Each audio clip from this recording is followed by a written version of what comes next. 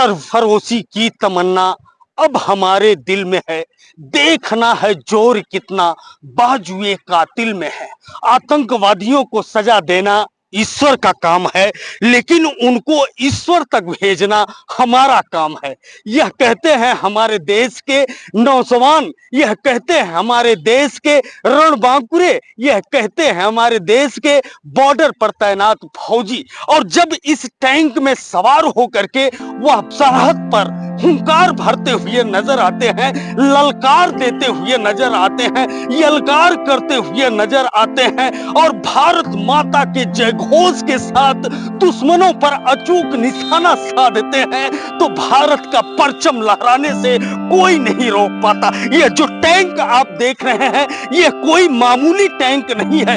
यह टैंक है जो पाकिस्तान को परास्त करने के लिए 1965 में तैनात हुआ था। यह वही टैंक है जो भारत और पाक सरहद पर 1971 में पाकिस्तान को धूल चटाने का काम किया था और घुटने के बल रहम की भीख मांगने का काम किया था। इस टैंक को स्थापित किया गया है उत्तर प्रदेश के अंबेडकर नगर के जनपद मुख्यालय हवाई पट्टी के सामने, और इसका यह मुहाना जो गर्जना करता था युद्ध के मैदान में, आज भी हुंकार भरते हुए नजर आता है। बड़ा गर्व महसूस होता है कि अंबेडकर नगर के जिला अधिकारी, जिनको आधुनिक अंबेडकर नगर का शिल्पकार कहा जाता है, अविनाश सिंह, यहाँ की युवाओं के अंदर देश प्रेम की भावना और उनके अंदर जोश और जज्बा पैदा करने के लिए एक अभिनव प्रयास किया है। और इस अभिनव प्रयास में सैनिक कल्याण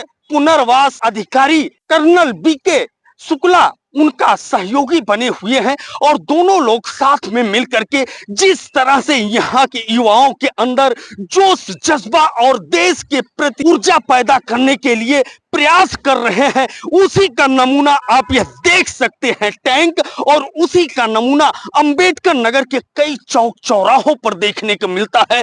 कहीं पर फौजी एसएलआर गन का निशाना साधते हुए, तिरंगा लहराते हुए नजर आता है, तो कहीं पर अशोक स्तंभ लाट दिखाई देता है। सब मिलाकर के यह अद्भुत टैंक है, और इस अद्भुत टैंक के बारे में पूरी जानकारी के लिए हम आपको लेकर के चलते हैं सीधे जिला सैनिक कल्याण एवं पुनर्वास अधिकारी कर्नल बीके शुक्ला के पास। हम पहुंच चुके हैं सीधे जिला सैनिक कल्याण एवं पुनर्वास अधिकारी कर्नल बीके शुक्ला जी के पास, और जानने की कोशिश करते हैं कि आखिर में ये टैंक आया कहां से है, और क्या इस टैंक ने कभी जीत भी दर्ज किया है युद्ध के मैदान में, कभी गर्जा भी है। ढेर सारा सवाल करते हैं। शुक्ला जी, जितने भी दर्शक देख रहे हैं उनकी तरफ से आपका स्वागत। थैंक यू सर, एक टैंक हवाई पट्टी के सामने लगा हुआ है जो काफी आकर्षण का केंद्र बना हुआ है। लोग सेल्फी लेते हुए नजर आते हैं। ढेर सारे सवाल भी उनके जहन में चलता रहता है कि ये ऐसे ही मॉडल ही है कि क्या कभी यह युद्ध के मैदान में उतरा है। तो हम ढेर सारा सवाल आपसे करने वाले हैं। सबसे पहले तो इस टैंक का हम परिचय जानना चाहेंगे। ये टैंक T-55 टैंक है। ये 1998 में भारतीय सेना में शामिल हुआ था, और इस टैंक ने 1965 और 71 की जंग लड़ी हुई है।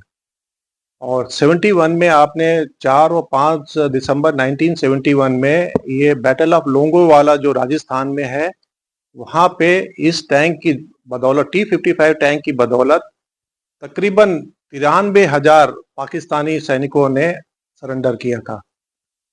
तो T-55 के बारे में अगर इसका स्पेसिफिकेशन चाहिए तो ये 36 टन का वजनी है। इसमें 100 मीटर की राइफल बोर गन लगी हुई है, और ये 50 किलोमीटर प्रति घंटा की रफ्तार से, जो रेगिस्तान के डेजर्ट होते हैं वहाँ रेतीले उसमें चल सकता है। 30 मीटर तक इसकी रेतीले उसमें, जिसको ढोले बोलते हैं, वहाँ पे भी इसको चढ़ता है, और वहीं से गन पीछे करके ये स्किडों के नीचे भी आता है। इसका रेंज, जो इसकी फ्यूल कैपेसिटी है, ये 680 लीटर है, और ये फुल टैंक होने के बाद ये तकरीबन 400 से 500 किलोमीटर जा सकता है। और इसमें एंटी एयरक्राफ्ट गन जो लगी हुई है, इसको एक गन बोलते हैं कि अगर दुश्मन का कोई एयरक्राफ्ट यहाँ पे आ रहा है तो उसको मार गिराया जाएगा।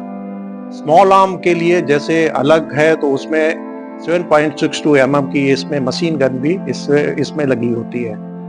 इसमें चद्दर बहुत मोटी चद्दर होती है। इसमें टरट करीबन 200 mm का होता है और 80 से 120 mm की चारों तरफ इसमें थिकनेस की आर्मर जो चद्दर है, प्लेट है, वो इसमें लगाई जाती है।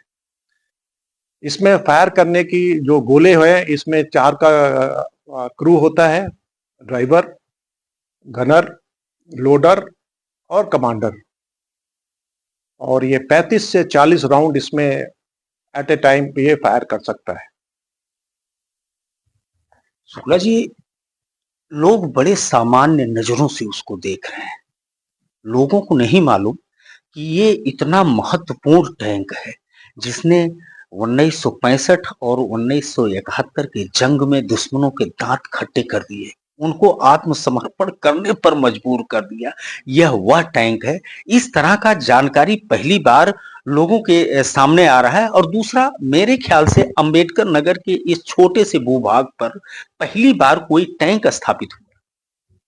ये बात आपकी बिल्कुल सही है। ये अब जनपद अंबेडकर नगर, ये इसमें सर्विसेज का कोई एलिमेंट नहीं है। आर्मी, नेवी एंड एयरफोर्स का कोई भी यहाँ पे नहीं है और उसकी वजह से ये नॉन मिलिट्री स्टेशन था। और हमारे जिलाधिकारी महोदय ने काफ़ी वो करके कि यहाँ पे कि यूथ यहाँ पे मोटिवेट हो, अग्निवीर और अग्निवीरा करके जो हमारी स्कीम चली हुई है उसमें ज्वाइन करें।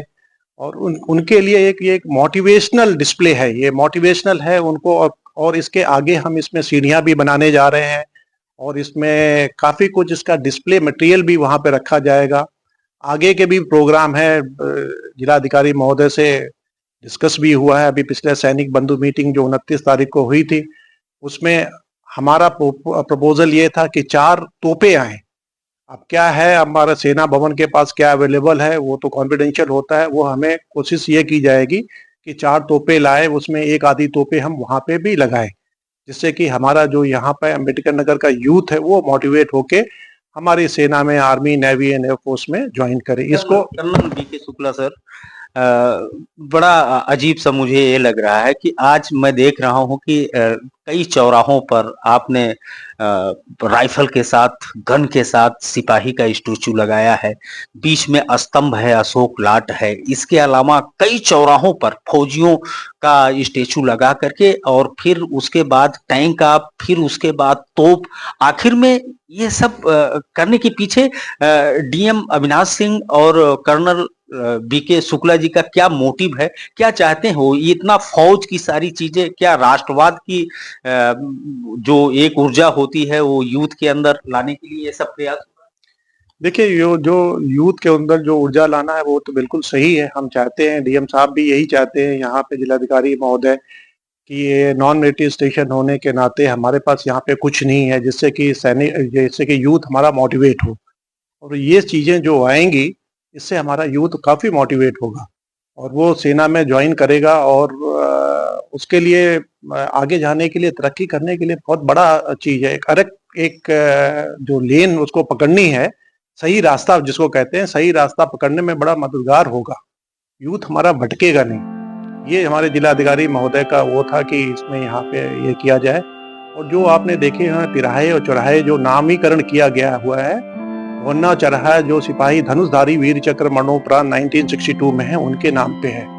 ये यहाँ पे हमारे जनपद में उनके कोई नाम नहीं था। वो पहले वीर चक्र हैं हमारे अंबेडकर नगर के। दूसरा जो है हवलदार हैं, वो उनके देवी प्रकाश जी, वो भी वीर चक्र है, मरणोपरांत है। 1965 वॉर में उनको मिला था। वो वाला चौराहा जो बाईपास वाला चौराहा है, टांडा चौराहा, उनके नाम पे है। तीसरा जो ये पुरानी तहसील है, वो भी डीएम साहब ने अप्रूव कर दिया है, उसका भी उद्घाटन होना है। उसका भी सिपाही विक्रमादित्य हैं जो 1971 वार में हमारे जनपद से शहीद हुए थे, वो नेवी के हैं। उनके नाम पे पुष्टि वो किया है, उन्होंने अप्रूवल किया हुआ, अनुमोदन कर दिया है। कहा जाता है कि युवाओं के अंदर काफी ऊर्जा होती है, उसको सही दिशा मिलना चाहिए। निशानेबाज आतंकवादी भी होता है, निशानेबाज फौजी भी होता है, लेकिन सैल्यूट फौजी को मिलता है, आतंकवादी को नहीं मिलता। यहाँ की युवाओं का जो ऊर्जा है, जो शक्ति है, वो सही दिशा में जाए, राष्ट्रवाद की तरफ जाए, देश की रक्षा की तरफ जाए, यह प्रयास है डीएम अंबेडकर नगर का, यह प्रयास है सैनिक कल्याण अधिकारी का। कहा जाता है, किसी कवि कवि ने कहा है कि तरुणाई के पौरुष से युग का इतिहास बदलता है, जिस ओर जवानी चलती है उस ओर जमाना चलता है। तो यहाँ की युवाओं के जवानी को एक सही दिशा में चलाने के लिए टैंक लग चुका है, तोप लगने की तैयारी है। हाँ, एक बार हम दिखाना चाहेंगे दर्शकों को कि देखिए बड़े अच्छे ढंग से इसको कर्नल बीके शुक्ला सर ने लगा रखा है कि जब पाकिस्तान ने घुटना टेक दिया था, माथा टेक दिया था, गिड़गिड़ाया था इंडियन फौजियों के सामने और उसके बाद सरेंडर किया हुआ था 1971 में, वह तस्वीरें हमेशा देखते रहते हैं शुक्ला जी, और यह तस्वीरें हम आपसे शेयर कर रहे हैं, साझा कर रहे हैं, आपको दिखा रहे हैं कि किस तरह से यहाँ के युवाओं के ताकत को, यहाँ के युवाओं के शक्ति को, यहाँ के युवाओं को ऊर्जा को सही दिशा में ले जाने के लिए कर्नल बीके शुक्ला सर और डीएम साहब सब लोग प्रयासरत हैं। अभी तो टैंक लगा है, तोप लगने की तैयारी है। इसके अलावा भी ढेर सारी इस तरह की योजनाएं हैं कि यहाँ का जो फौजी है, जो यहाँ का युवा है, सब लोगों को लाभ मिलेगा। बीके शुक्ला सर, आपने एवीएन न्यूज प्लस से बात किया और पूरी टैंक के बारे में जानकारी साझा किया। हम आपसे फिर मुखातिब होंगे किसी और विषय के साथ। आपको बहुत बहुत धन्यवाद। थैंक यू, धन्यवाद। जय हिंद, जय भारत।